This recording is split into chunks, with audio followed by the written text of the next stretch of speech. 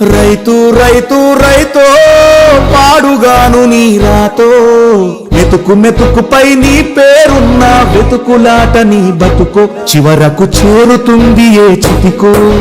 రైతు రైతు రైతో పాడుగాను నీ రాతో మెతుకు మెతుకుపై నీ పేరున్న వెతుకులాట నీ బతుకో చివరకు చేరుతుంది ఏ చితికో